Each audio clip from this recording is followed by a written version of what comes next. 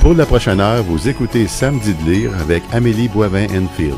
Une présentation des Éditions de l'Homme et de Recto Verso, éditeur. Bonjour tout le monde de l'émission Samedi de lire et aujourd'hui, je reçois l'auteur Valérie Lesage. Bonjour Valérie, comment ça va? Bonjour Amélie, ça va bien, merci. Et j'ai envie de vous présenter à mes auditeurs. Alors, vous êtes née dans la région de Québec. Vous avez fait des études à l'Université Laval et Concordia en journalisme, histoire et cinéma. Journaliste à la télévision et à la presse écrite. Et maintenant, vous travaillez pour le magazine Les Affaires. Oui, c'est bien ça, depuis 4 ans. Et vous travaillez du côté de Québec. Oui, la première correspondante du Journal des Affaires à Québec. Et ça consiste en quoi votre travail là-bas, du côté de Québec? Ben en fait, je dois puisque je suis la seule sur un grand territoire, parce que je couvre aussi les régions autour de Québec, je dois m'intéresser à l'économie, tous les dossiers économiques de la région de Québec, mais bon, j'ai une préférence pour ce qui concerne l'entrepreneuriat, donc il y a une bonne partie de mon travail qui est axée là-dessus, mais je peux pas ne faire que ça. Des fois, il y a des politiques économiques, puis d'autres dossiers qui concernent les finances, bref, c'est assez varié. Et le domaine de l'écriture de la fiction, ça date de quand même il y a longtemps?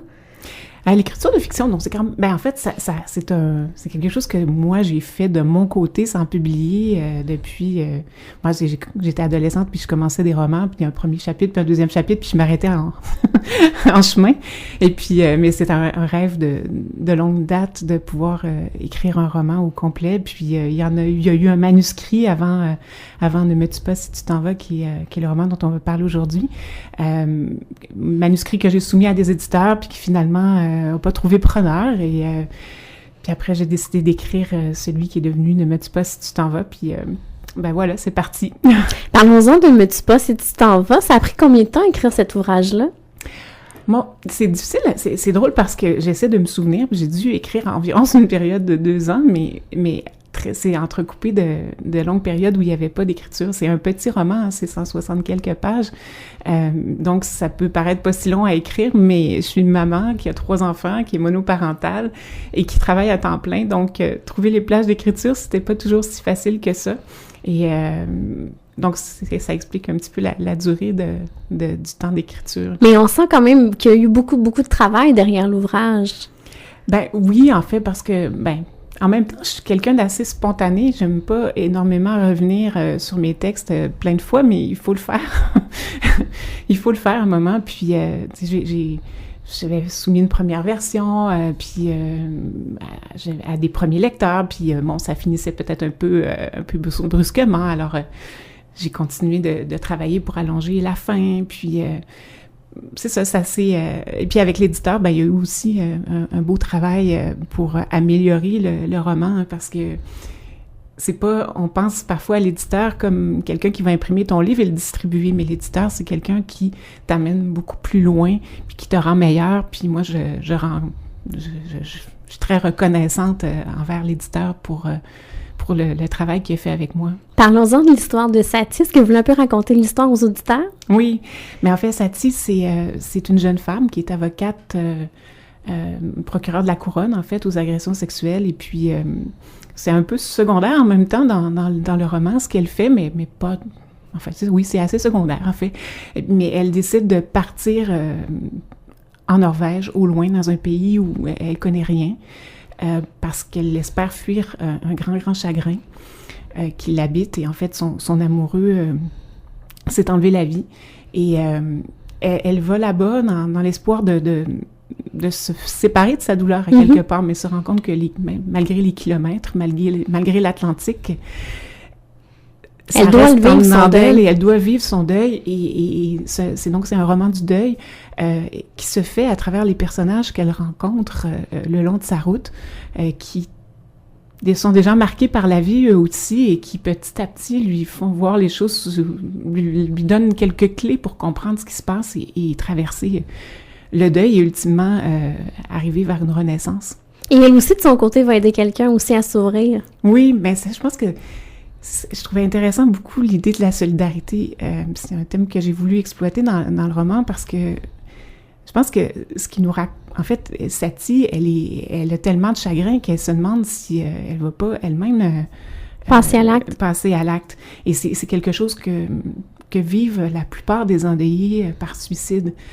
On s'en veut beaucoup. Il y a le sentiment de culpabilité qui est très présent. Pourquoi j'ai pas su voir la peine de l'autre? Pourquoi j'ai pas su l'aider? Pourquoi mon amour a pas suffi à à le garder. Parce qu'elle vivait une belle histoire d'amour avec son amoureux. Pour elle, c'était l'homme de sa vie. Et elle comprend pas du tout comment, d'un côté, il y a cet amour qu'elle pense, qu'elle vit, elle, si intensément, et de l'autre côté, l'idée de mort qui se sont côtoyés, là. On parle de deuil, mais c'est un roman qui est très lumineux. Mais j'aime ça que vous me disiez ça, en fait, parce que je voulais pas aborder des thèmes aussi sombres sans faire passer la lumière dans les mots. Puis je pense que toute l'utilisation d'une écriture qui est assez poétique, c'est justement quelque chose qui apporte de la lumière dans les passages plus sombres du roman. Et je voulais que ce soit un livre d'espoir, que ce soit... oui, on peut aborder une réalité qui est cruelle, mais à côté de ça, la vie... oui, la vie peut enlever beaucoup, mais elle peut tout nous prendre, mais en même temps, elle peut tout nous redonner un peu plus tard aussi. Si on s'accroche et si on a la force en tout cas, si on se donne les moyens, en fait, de traverser l'épreuve. Et ce qui va beaucoup aider Satie, c'est l'art, parce qu'elle va peindre, justement, pour sortir sa colère. Oui, ça, c'est un geste qui est très libérateur, la création, puis peut-être que tout le monde n'a pas accès à ça également. Je parle aussi de la solidarité, justement, on avait abordé un petit peu le point tout à l'heure. Pour les uns, ça va être d'aider les autres qui va les accrocher à la vie. Pour les autres, ça va être de s'exprimer à travers la création. Mais je pense et toute l'idée, c'est de trouver son moyen à soi pour traverser sa peine, puis peut-être la transcender, sa douleur. Et je pense que c'est un peu ça que j'ai voulu montrer, Satie. Il y a la solidarité, en fait, qui lui est exprimée par les autres et qu'elle décide aussi d'offrir en retour, qui devient une raison de continuer à vivre. Mais il y a aussi, oui, le geste de peindre ou en fait, de côtoyer l'art, parce que, bon, elle n'est pas une peintre, Satie, mais en fait, il y a un moment où, par les crayons, elle peut exprimer toute la fureur des émotions qu'elle ressent, puis ça lui fait du bien de pouvoir faire ça. Et la peinture, c'est aussi quelque chose que tu fais toi aussi? Oui, mais d'ailleurs, c'est ça, j'ai illustré la couverture du roman, et ça fait pas tellement d'années, moi, que je peins, puis je le fais de manière autodidacte, mais ça a eu cette valeur-là pour moi dans ma vie, encore plus que l'écriture, en fait, de m'aider à exprimer des choses qui restaient prises en dedans et de me libérer de certaines choses qui me torturaient. Puis je trouve ça très beau de pouvoir faire quelque chose de faire naître de la beauté dans ce qu'on a de plus douloureux en soi, de plus vulnérable en soi. Puis on pense parfois, parce qu'on ressent de la douleur, des fois on pense que c'est laid, mais ben non. il y a un côté qui est souffrant à ça, mais il y a une beauté à travers ça aussi. Puis on est... je pense que quand on a ça en soi, il y a une force qui vient à côté tout le temps, là. Quand on exprime une fragilité, mais on a aussi un côté qui est fort parce que on a traversé une épreuve qui nous a peut-être fragilisés, mais en même temps, on a réussi à la traverser. Mm-hmm. Alors, je trouve qu'il faut voir ça dans la vie. Et il y a aussi une toile, aussi, l'œuvre Le Cri. Oui. Qui a beaucoup, je pense, influencé l'écriture de cet ouvrage-là. Oui, quand moi je suis allée en Norvège... En 2002? En 2002, oui. Et j'allais en Norvège, en fait, pour des reportages sur la prévention du suicide. Je travaillais au Soleil à l'époque, et la Norvège et la Finlande sont les deux premiers pays dans le monde qui ont adopté des stratégies nationales de prévention du suicide et qui ont réussi par leurs actions à abaisser significativement le taux de suicide dans leur pays. Et comme au Québec, c'est un problème qui nous concerne au premier chef, j'ai voulu voir comment on pouvait s'inspirer de ce qu'ils avaient mis en place pour nous aussi améliorer notre bilan et sauver des vies. Et donc, je suis allée en Norvège où j'ai fait des rencontres et j'ai décidé de rester là un peu plus longtemps en vacances. Je suis allée dans le nord, au nord du cercle polaire, dans les îles Lofoten dont on parle dans le livre. Puis mes personnages dans le livre sont beaucoup inspirés des gens que j'ai réellement rencontrés sur ma route en Norvège. Mais vraiment des inspirations. Mais ouais, je trouvais ça intéressant de me replonger dans cette ambiance-là. Puis les œuvres d'art aussi, donc, en Norvège, et les paysages m'ont beaucoup marqué. J'étais pas là dans le même état d'esprit que Satie quand j'y suis allée, mais quand même, le cri, quand tu le rencontres, c'est une œuvre majeure dans l'histoire de l'art, mais d'être en face de ça, c'est troublant. Ça secoue, ça bouleverse, oui.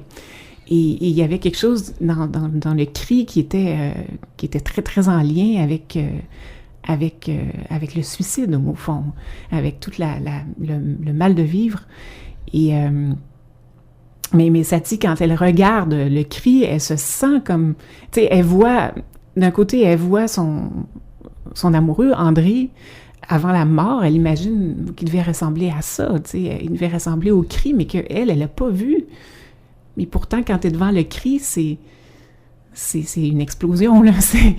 Alors, on peut pas rester indifférent quand on voit cette toile-là. Oui, exactement. Puis après ça, c'est un autre endroit qui m'a beaucoup frappée en Norvège, à Oslo, c'est le parc Vigeland, c'est un sculpteur que je connaissais pas du tout avant d'aller là-bas, et qui a fait une œuvre monumentale, là. Il y a un parc qui s'appelle le parc Vigeland là-bas, où il y a des bronzes, mais aussi des statues, des sculptures en pierre. Et c'est très, très imposant. Là. Il y en a vraiment beaucoup. Et il y a plein d'hommes et d'enfants et de femmes qui dansent dans les sculptures, littéralement. Et c'est assez particulier parce que, bon, Satie, qui a la mort dans l'âme, rencontre dans ce parc-là la vie qui danse, mais qui est immobile en même temps, dans les statues.